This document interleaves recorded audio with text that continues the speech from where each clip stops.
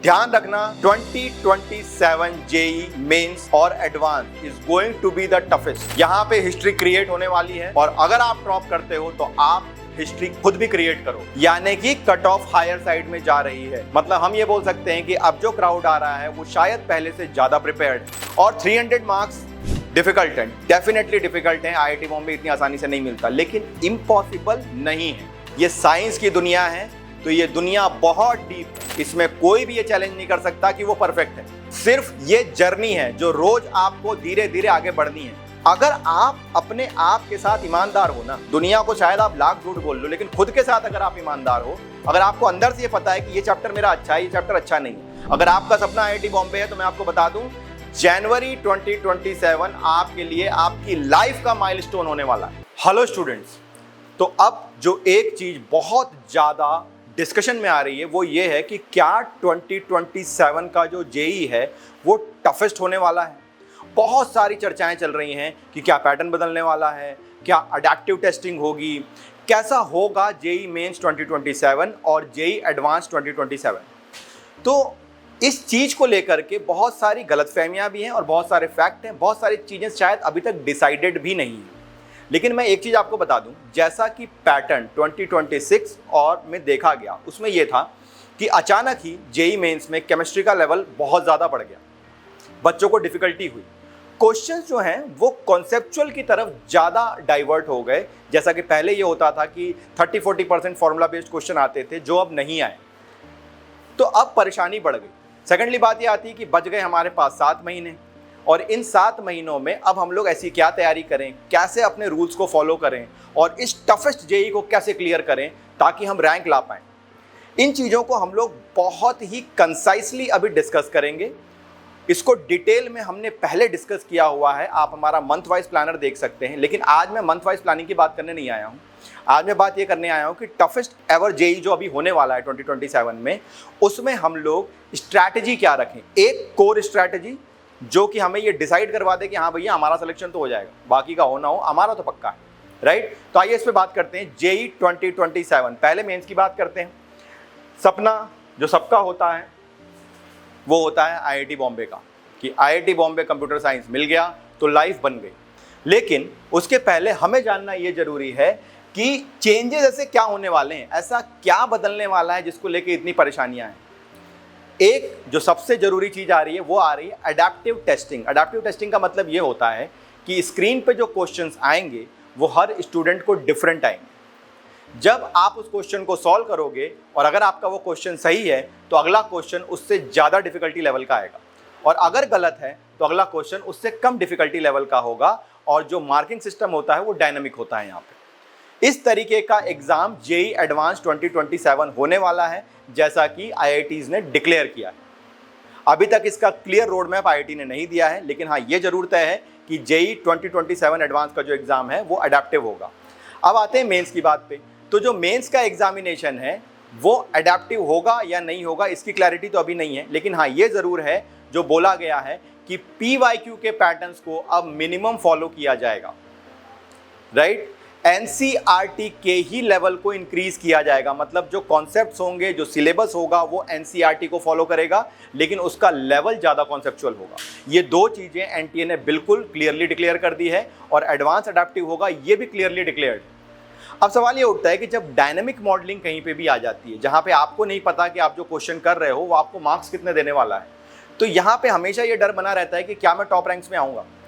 तो इसके लिए हमें पढ़ाई का अपना तरीका बदलना पड़ता है। लेकिन सबसे पहले हम बात करते हैं उस सपने की जो सबसे ज़्यादा ज़रूरी होता है, राइट। सपनों के बारे में एक अच्छी चीज़ है, जैसा कि हमारे कलाम साहब कहते थे कि सपने वो नहीं होते जो हम देखते हैं सोते समय, बल्कि सपने वो होते हैं जो हमें सोने ही नहीं देते। तो इसी तरीके का एक सपना जो हर पीसीएम के बच्चे का होता है वो आपका होता है आईआईटी बॉम्बे। आईआईटी बॉम्बे में जाने का सपना हर पीसीएम का बच्चा क्लास 11th में लेकर के आता है, लेकिन वहाँ आईआईटी बॉम्बे सीएस में सिर्फ 50 या 65 लोग ही पहुँच पाते हैं। इतनी ही सीट्स वहाँ कंप्यूटर साइंस में अवेलेबल है। तो सवाल ये उठता है कि क्या हम उस लेवल तक पहुँच पाएंगे, क्यों नहीं पहुँच पाएंगे। अगर सपने देखे हैं तो ज़रूर हमें पूरे भी करेंगे हम लोग उसको, लेकिन करेंगे कैसे, स्ट्रैटेजी कैसी रहेगी। देखो स्ट्रैटेजी का सिंपल ये है कि हमें सबसे पहले ये पता होना चाहिए कि जिस जगह हम जा रहे हैं वो जर्नी हमारी है कैसी, हमें चाहिए क्या, टारगेट्स क्या है हमारे। टारगेट्स बहुत सिंपल हैं। अगर हम लोग मेंस की बात करते हैं तो 99 परसेंटाइल प्लस पे हमें आना है। आपको पता है कि the best colleges are IIT, NITs, IIITs and GFTIs। ये सारे मिलाकर कर भी 50,000 की सीट्स इंडिया में अवेलेबल है। तो अगर हमें NITs भी जाना है, टॉप NITs में जाना है, तो 99.5 परसेंटाइल मिनिमम होने चाहिए। अगर हम 99.5 परसेंटाइल की बात कर रहे हैं तो अब ये परसेंटाइल है, ये परसेंटेज नहीं है। मार्क्स का यहाँ पे वेरिएशन है। 300 मार्क्स का आपका जेईई मेंस होता है और इस 300 मार्क्स में जो सबसे इंपॉर्टेंट बात है कि 200 के आसपास हमें लाना जरूरी है। पहले ये मार्क्स 160 170 था। मैं आपको ये बात इसलिए स्पेसिफिकली बहुत जोर देके समझा रहा हूं क्योंकि पहले 160 170 में आपका 99.4 या 99.5 परसेंटाइल टच होता था, लेकिन 2026 का जो पैटर्न हमने देखा है वहां पे 180 तक में भी 99.05 99.01 यही परसेंटाइल टच हुए हैं, यानी कि कट ऑफ हायर साइड में जा रही है। मतलब हम ये बोल सकते हैं कि अब जो क्राउड आ रहा है वो शायद पहले से ज़्यादा प्रिपेयर्ड है। पेपर डेफिनेटली टफ हुआ है, ये भी मैं आपको बता दूं कि 2026 के जो पेपर्स थे वो पहले से अब थोड़ा ज़्यादा टफ हो चुके हैं, कॉन्सेप्चुअल लेवल बढ़ चुका है, फिर भी कट ऑफ ऊपर जा रही है, यानी कि अब जो बच्चे आ रहे हैं वो ज़्यादा प्रिपेयर्ड। तो हमें करना क्या है, हमें अपनी प्रिपरेशन का तरीका बदलना है। यूजुअली जो हमारी प्रिपरेशन का तरीका होता है वो बहुत सिंपल होता है। हमारे प्रिपरेशन का तरीका ये होता है कि हम कॉन्सेप्ट पढ़ते हैं, उसके कुछ क्वेश्चन सॉल्व करते हैं और उसके बाद मेजरली फोकस हमारा PYQs पे चला जाता है। लेकिन PYQs के फोकस का एक एडवांटेज भी है कि आपको पता चलता है क्वेश्चंस कैसे आ रहे हैं, लेकिन एक डिसएडवांटेज भी है। वो डिसएडवांटेज ये होता है कि जब हम बहुत ज़्यादा PYQ सॉल्व करते हैं तो हमें एक पैटर्न की आदत पड़ जाती है और जैसे ही एग्जाम ने अपना पैटर्न बदला, ज़्यादा कॉन्सेप्चुअल पे गए, ठीक है, या बहुत ज़्यादा NCERT को लाइन बाय लाइन क्वेश्चन पूछना शुरू किया, तो ये PYQ की प्रिपरेशन हमारी काम नहीं आती। तो इसीलिए हमें पैटर्न बदलना जरूरी है। लेकिन पैटर्न से पहले जैसे मैंने आपको बताया कि आपको 99 परसेंटाइल प्लस पे आना ही आना है जेईई मेंस में। और अगर हम जेईई एडवांस की बात करें, जेईई एडवांस वैसे तो डायनामिक मॉडलिंग होता है, पहले से भी रहा है, लेकिन पिछले कुछ दिनों से ये पेपर 360 मार्क्स का हो रहा है।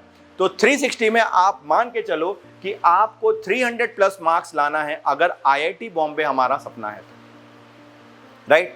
और 300 मार्क्स डिफिकल्ट है, डेफिनेटली डिफिकल्ट है, IIT बॉम्बे इतनी आसानी से नहीं मिलता, लेकिन इम्पॉसिबल नहीं है, राइट। इम्पॉसिबल एक ऐसा शब्द है जो आपको ये बताता है अगर आपने किसी चीज को इम्पॉसिबल मान लिया तो फिर वो काम पूरा नहीं कर सकते आप।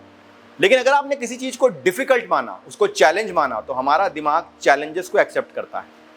तो अगर आपने चैलेंज मानते हो, उसे डिफिकल्ट मानते हो, तो आप उसे अचीव कर सकते हो। लेकिन बहुत सारे स्टूडेंट्स को हमने देखा है, अरे सर IIT बॉम्बे नहीं सर, वो तो नहीं हो पाएगा। अगर आप उसे इम्पॉसिबल मानोगे तो उस जर्नी को कंप्लीट करना बहुत मुश्किल। आगे की बात करते हैं हम लोग। अभी हमें परसेंटाइल और मार्क्स को लेकर के हम बहुत ज़्यादा क्लियर हैं। एवरेज आपको ठीक IIT भी चाहिए तो भी आपके जो मार्क्स हैं वो 170 180 के बीच में होने चाहिए। अगर आपके मार्क्स 170 180 के बीच में हैं तो आपको एक डिसेंट ब्रांच टॉप IITs में मिल जाती है। ये मैं जेईई एडवांस की बात कर रहा हूँ अभी आपसे। अब आगे की बात ये आती है कि करना कैसे, क्या पैटर्न होना चाहिए। बहुत सारे जगह पे अलग अलग जगहों पे पढ़ाने के तरीके अलग अलग है, लेकिन मैं आपको कुछ एक थंब रूल बता रहा हूँ हमारे दिमाग के। हमारा दिमाग वर्क कैसे कर रहा है। सबसे पहली बात तो ये है कि आप पहले सिलेबस कंप्लीशन पे ध्यान दें। बहुत सारी जगह मैंने ये देखा है कि यार जेईई मेंस का एग्जाम जनवरी में है और आप दिसंबर तक सिलेबस से ही जूझ रहे हो। आपके 2 चैप्टर बचे हैं, 3 चैप्टर बचे हैं। कभी अगर आपका सिलेबस कंप्लीट नहीं है तो दिमाग पहला सिग्नल आपको यही भेजता है कि यू आर नॉट प्रिपेयर्ड। मान लो आपने 2 टॉपिक छोड़ दिए या आपके तैयार नहीं हुए ठीक से, या आपका सिलेबस कंप्लीट नहीं हुआ है और उन 2 टॉपिक से एक भी क्वेश्चन उस एग्जाम में नहीं आया, तो भी आप शायद उस एग्जाम में बेटर परफॉर्म ना कर पाओ। रीजन, क्योंकि आपका दिमाग जब आप एग्जाम देने बैठोगे तो कहीं ना कहीं एक दिमाग में एक घंटी बजती रहती है कि मेरा सिलेबस कंप्लीट नहीं, मैं पूरी तरह तैयार नहीं। इसीलिए सबसे पहला काम होता है सिलेबस कंप्लीट करना। अब ये सिलेबस कंप्लीट करने का मतलब क्या होता है। बहुत सारे बच्चे पूछते हैं कि सर SC वर्मा हम पूरी कंप्लीट कर लें, सर सिंगेज की सीरीज मैथ्स में पूरी बना लें, सर क्या MS चौहान की ऑर्गेनिक बनाना जरूरी है।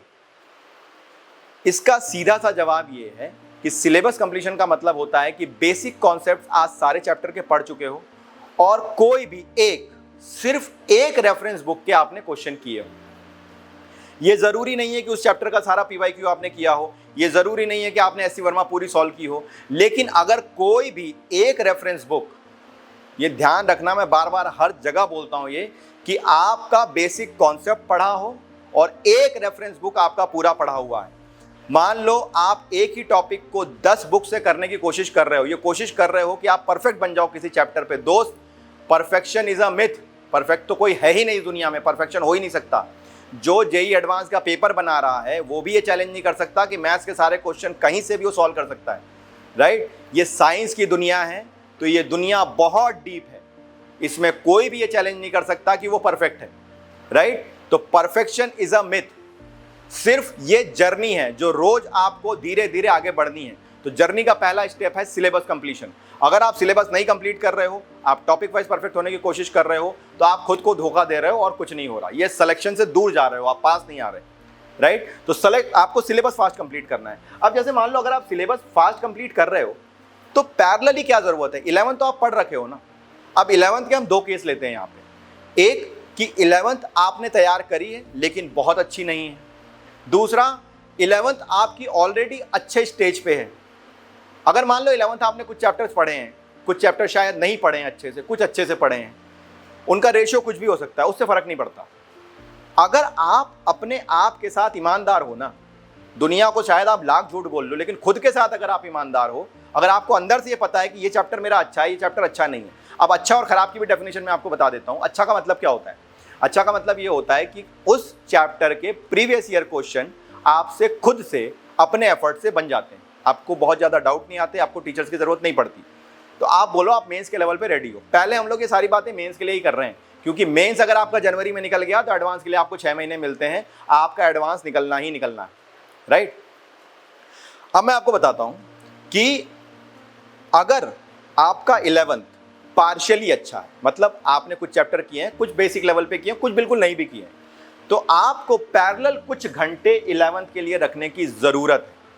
क्योंकि जितने दिन में 12th का सिलेबस कंप्लीट होगा उतने दिन में क्लास 11th की हम मास्टरी कर लेंगे। क्लास 11th की मास्टरी बहुत जरूरी है, राइट। क्लास 11th की हम मास्टरी कर लेंगे उतने दिन में। तीसरी चीज ये होती है कि जैसे हम घर बनाते हैं, जब हम घर बनाते समय फाइनल फिनिशिंग बहुत इंपॉर्टेंट है। तो फाइनल फिनिशिंग मतलब दिसंबर 1 दिसंबर, ये डेट याद रख लेना, राइट। 1 दिसंबर से लेकर के 31 दिसंबर, यानी जब 2026 को आप अलविदा बोलोगे तो उस दिन आप अपने सारे डाउट्स को भी अलविदा बोलोगे, क्योंकि आप अपनी फाइनल फिनिशिंग यानी कि 11th 12th का कंसोलिडेशन बहुत अच्छे से कर चुके होगे, ठीक है। आप कॉन्फिडेंट होगे, आपने काफ़ी मॉक टेस्ट दे दिए होंगे, स्कोर जो भी आ रहा हो, लेकिन आपको अपना एक एवरेज स्कोर पता होगा कि मैं यहाँ पे अभी लैंड कर रहा हूँ। और जनवरी के 10-15 दिन में आप रिपीटेटिवली मॉक दे करके उस लेवल को इंक्रीज कर सकते हो। लेकिन 1 दिसंबर से 31 दिसंबर का जो टाइम है वो कंसोलिडेशन का है, वो नया पढ़ने का नहीं, ना 11th में ना 12th में। वहां पे आपको पूरा कंसोलिडेट करना है, राइट। अब सवाल ये उठता है कि 11th क्लास को हम रिवाइज कैसे करें। आप बिलीव नहीं करोगे, आज मॉर्निंग में ही बहुत सारे जब मैं स्टूडेंट से बात कर रहा था तो उन स्टूडेंट्स का सवाल यही था कि सर ठीक है 12th तो हम पढ़ रहे हैं, आपसे भी पढ़ रहे हैं या जहाँ से पढ़ रहे हैं, 12th बहुत अच्छा हो रहा है, लेकिन 11th का हमारा जो रिवीजन है वो हम कैसे करें, फास्ट कैसे करें। आपको मैं एक चीज बताता हूँ इसमें 11th के रिवीजन के लिए, ठीक है। एक चीज बहुत ध्यान से सुन लो कि 11th का रिवीजन सबसे फास्ट जो हो सकता है वो वीडियोस के थ्रू हो सकता है, राइट। आपको मेन इंपॉर्टेंट सब टॉपिक वाइज वीडियोस अगर मिल जाएं, ठीक है, उन वीडियोस की लेंथ मान लो 20 मिनट 30 मिनट्स की है आपकी। अगर आप डेली 20 मिनट 30 मिनट्स को प्लान करके सब टॉपिक वाइज, डेफिनेटली ये प्लानिंग आप नहीं कर पाओगे, हम करेंगे। ध्यान रखना, मैं चैप्टर वाइज नहीं बोल रहा हूं, मैं सब टॉपिक वाइज बोल रहा हूं। मतलब टॉपिक के अंदर भी छोटे छोटे टॉपिक तोड़े हुए होते हैं। जब हम पढ़ाते हैं एज अ टीचर, मुझे एक्सपीरियंस है, तो मैं जब पढ़ाऊंगा तो मैं सब टॉपिक वाइज चीज़ों को पढ़ाऊंगा, तो वीडियोस भी वैसे ही रेडी होती, ठीक है। अभी स्क्रीन पे हमारे नंबर्स डिस्प्ले हो रहे हैं, आप उन नंबर्स पे हमसे कनेक्ट करिए, हमारे टीचर्स की डेमो क्लास लीजिए, और अगर आपको क्लास पसंद आती है तो हमने ये सब टॉपिक वाइज वीडियोस क्रिएट कर रखे हैं जो आपका रिवीजन जो नॉर्मली आप 1.5 या 2 महीने में करोगे वो विद इन 15 डेज करवा सकते हैं। ये मेरा चैलेंज है, ये हमने पहले भी करवाया हुआ है, राइट। तो विद इन 15 डेज आपकी पूरी 11th कंसोलिडेट हो सकती है। तो ये जो कंसोलिडेशन आपका 11th का होगा, यही आपका बेंचमार्क होगा जो डिसाइड करेगा जेईई में 99 जा रहा है या नहीं जा रहा है। अब डेफिनेटली आपको लग रहा होगा यार वीडियो कैसी होगी, क्या होगी, तो उसके लिए आप हमारी डेमो क्लास अटेंड करिए, ये बिल्कुल फ्री है आपके लिए। इस डेमो क्लास को बुक करने के लिए स्क्रीन पे जो नंबर चल रहे हैं आप उनसे कांटेक्ट करिए, अपनी डेमो क्लास बुक करिए और हर टीचर से फिजिक्स, केमिस्ट्री, मैथ सारे टीचर्स की आप डेमो क्लास लीजिए, उन्हें पसंद करिए। जिन टीचर्स की डेमो क्लास चल रही है उनके ही वीडियोस आपको प्रोवाइड होंगे और ये वीडियोस बिल्कुल सब टॉपिक्स वाइज हमने बना रखे हैं, रिवीजन के लिए ही बना रखे हैं। अगर ये रिवीजन आपका हो जाता है, मान लो आपने 11th और 12th पूरी कंसोलिडेट कर ली, तो तीसरी चीज क्या जरूरी होती है? तीसरी चीज जरूरी होती है आपकी टेस्ट सीरीज। टेस्ट सीरीज का सिंपल फंडा है कि टेस्ट सीरीज आपका सितंबर एंड से आपको चालू कर देना चाहिए। जेईई मेंस का टॉपिक वाइज टेस्ट, फिर phase test and then full test. Total मिला के कम से कम 30 से 40 टेस्ट अगर आप देते हो तो आप जेईई 2027 के लिए फुल्ली प्रिपेयर्ड, राइट। अगेन फिर मैं आपको बोलूंगा कि टेस्ट सीरीज जो कि एआई बेस्ड हमारी है, जो खुद आपको आपकी कमियां बताता है, आपके टेस्ट को एनालाइज करता है वो एआई, और आपको ये बताता है कि कहां पे आप लैग कर रहे हो, यानी पर क्वेश्चन पे आपने कितना टाइम लिया सॉल्व करने में, आपको एक्चुअली कितना लेना चाहिए था और आपने कितना लिया, वो क्वेश्चन ईजी था, मॉडरेट था या टफ था, वो सारी चीजें एआई खुद एनालाइज करता है। तो ऐसी टेस्ट सीरीज हमने बना रखी है, ठीक है, जेईई की। और इस टेस्ट सीरीज को आप ऑप्ट कर सकते हो। कैसे ऑप्ट कर सकते हो? इसके लिए भी स्क्रीन पे जो नंबर्स हैं उनको आप कॉल करिए, उनसे आप अपॉइंटमेंट लीजिए और उन टेस्ट को देखिए और उस टेस्ट सीरीज को आप ऑप्ट करिए। तो आप पहले डेमो क्लास लीजिए, फिर आप टेस्ट सीरीज लीजिए और फुल्ली आप जेईई 2027 के लिए प्रिपेयर होइए। ये आपका मॉडल हो गया जेईई मेंस का। जेईई मेंस हमें क्लियर करना है जनवरी में ही। अगर आपका सपना आईआईटी बॉम्बे है तो मैं आपको बता दूं, जनवरी 2027 आपके लिए आपकी लाइफ का माइलस्टोन होने वाला है। इस समय आप जेईई मेंस क्लियर करेंगे 99 परसेंटाइल पर और उसके बाद आप जेईई एडवांस की तैयारी शुरू करेंगे। And believe me, JEE advance में बहुत एक्स्ट्रा कुछ नहीं है। हाँ, कुछ टॉपिक्स हैं जो डिटेल में पढ़ने होते हैं, पैटर्न ऑफ एग्जाम अलग है लेकिन सिलेबस सेम। तो जेईई एडवांस भी अगर जनवरी में आपका मेंस क्लियर हुआ तो एडवांस स्मूथली क्लियर हो जाता है, राइट। अब एक चीज जो सबसे इंपॉर्टेंट है, एक चीज याद रखना दोस्तों, चाहे आपका कोई कितना ही करीबी हो, चाहे कोई टीचर आपको कितने अच्छे से जानता हो, लेकिन आपकी सच्चाई सिर्फ आप जानते हो, राइट। तो जो अच्छे स्टूडेंट्स होते हैं वो अपनी गलतियों को याद रखते हैं। जो हमारे स्टूडेंट्स बहुत सारे जो टॉप रैंक्स पे सेलेक्ट हुए, उन्हें याद रहता था कि सर 2 महीने पहले हमने ये क्वेश्चन बनाया था, ये सेम पैटर्न था, यहां पे मुझसे गलती हुई थी। इसको बोलते हैं एरर लॉगिंग। अगर आप अपने एरर्स को लॉग करके रखते हो, रिकॉर्ड करके रखते हो, क्वेश्चन वाइज, टॉपिक वाइज, सब टॉपिक वाइज, यार इस टॉपिक में, इस क्वेश्चन में मेरे से इस टाइप की गलती हमेशा होती है, तो ध्यान रखो कि मेन एग्जाम के दिन जब उस पैटर्न का क्वेश्चन आएगा तो वो गलती नहीं होगी। आपका दिमाग तुरंत क्लिक करके बताएगा कि भाई ये वही ट्रैप है जिसमें तू हमेशा फंसता है। और जैसे ही आपका दिमाग बताएगा आप तुरंत अवेयर हो जाओगे, उस क्वेश्चन को आप गलत नहीं करोगे, राइट। एग्जामिनेशन का एक पैटर्न होता है, मैं आपको एक सिंपल सी टिप्स दे रहा हूं एग्जामिनेशन की। कई बार क्वेश्चन ऐसे होते हैं, थ्योरेटिकल क्वेश्चन, केमिस्ट्री वगैरह में या इवन मैथ्स में भी, फिजिक्स में भी, जब आप उन क्वेश्चन को पढ़ते हो ना, तो पढ़ते ही एक अंदर से आवाज होती है कि यार ऑप्शन नंबर ए करेक्ट है। और अगर ऐसा आपको फील हुआ तो आप बिना कुछ सोचे ए पे टिक लगा दो, वो सही ही होगा। आपका दिमाग आपको कभी गलत इनपुट नहीं देता, जो पहला थॉट आता है हमेशा सही होता है। और अगर आप सेकंड थॉट पे गए, नहीं चलो रीचेक कर लेता हूं, तो मान के चलो वो क्वेश्चन नेगेटिव हो गया, वो आप गलत ही करके आओगे। ये बिल्कुल सिंपल थंब रूल है क्वेश्चन अटेम्प्ट करने के। अगर जेईई मेंस का क्वेश्चन पेपर जो होता है, अगर आप मुझसे पूछो 300 मार्क्स का 3 घंटे का पेपर, यूजुअली टॉप स्टूडेंट जो होते हैं वो 2 आवर्स 30 मिनट, 2.5 घंटे में, पौने 3 घंटे में, इतने में उनका पेपर कंप्लीट हो चुका होता है। क्योंकि उन्हें पता होता है कि कुछ क्वेश्चन को 10 सेकंड में कैसे किया जाता है। ये मैं ट्रिक्स की बात नहीं कर रहा, सिर्फ मैं इसकी बात कर रहा हूं कि उनकी एरर लॉगिंग परफेक्ट होती है, उनके मॉक टेस्ट की एनालिसिस परफेक्ट होती है। तो ये सारी चीजें अगर आप कर रहे हो तो आप डेफिनेटली, और क्या करना होता है यार, मुझे एक बताओ, किसी एग्जाम की तैयारी के लिए क्या करना है? आपका सिलेबस कंप्लीट होना चाहिए, राइट। पीवाईक्यूज आपके कंप्लीट होने चाहिए, टेस्ट आपने प्रॉपर दिए हुए हों और रिवीजन के कम से कम मिनिमम 2 राउंड आपके बिल्कुल स्मूथली कंप्लीट हो।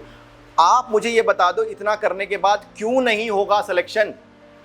जो लोग ये बोलते हैं कि यार एग्जाम के टाइम पे नर्वसनेस हो रही है, ठीक है, एग्जाम के एक दिन पहले हमें थोड़ा सा ना बटरफ्लाई इन द स्टमक जिसे हम बोलते हैं वो फील हो रहा है, इसका मतलब या तो आपका सिलेबस कंप्लीट नहीं है, या आपने मॉक प्रॉपर नहीं दिए, या आपने एनालिसिस नहीं करके रखी हुई है, तभी आपको डर लग रहा है। अगर सारे काम आपने कर रखे हैं तो डरने का सवाल ही नहीं उठता, राइट? तो जो लोग एग्जाम के दिन ये बोलते हैं कि हमारा कॉन्फिडेंस कम हो गया, सर ऐसा कुछ नहीं होता, बिलीव मी, ऐसी कोई चीज नहीं होती। एग्जाम से किसी को डर नहीं लगता। एग्जाम से अगर डर लग रहा है तो उसका सिंपल मतलब है कि आप कहीं ना कहीं इम्परफेक्ट हैं, कोई ना कोई प्रोसेस आपने छोड़ दिया, और ये एक प्रोसेस है। एग्जामिनेशन की तैयारी जो है एक प्रोसेस है। अब अगर हम लोग आगे बात करें, ट्रैप क्या है?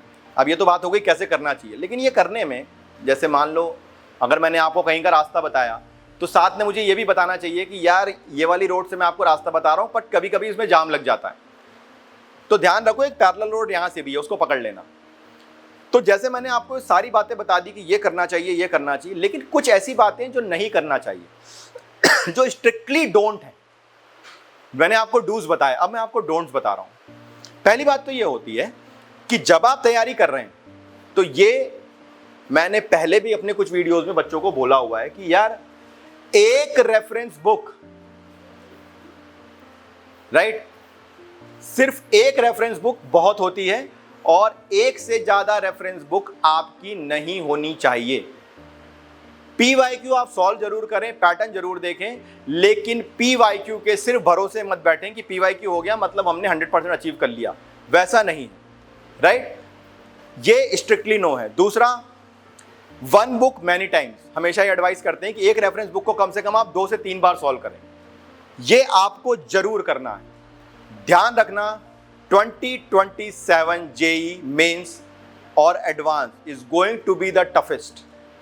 यहां पे हिस्ट्री क्रिएट होने वाली है, और अगर आप टॉप करते हो तो आप हिस्ट्री खुद भी क्रिएट करोगे। आप अपने लिए हिस्ट्री लिखोगे, आप ये बताओगे कि भाई टफेस्ट एवर जेई में हमने टॉप किया, या हम 99 परसेंटाइल लेकर के आए। आप सिर्फ अपना परसेंटाइल नहीं लाओगे, आप आने वाली जनरेशन के लिए रोल मॉडल बन जाओगे। तो क्या नहीं चाहते आप कि रोल मॉडल बनो? तो रोल मॉडल बनने के लिए बहुत सिंपल सी चीजें फॉलो करनी है, जो मैं अभी तक बताता आ रहा हूं आपको, राइट?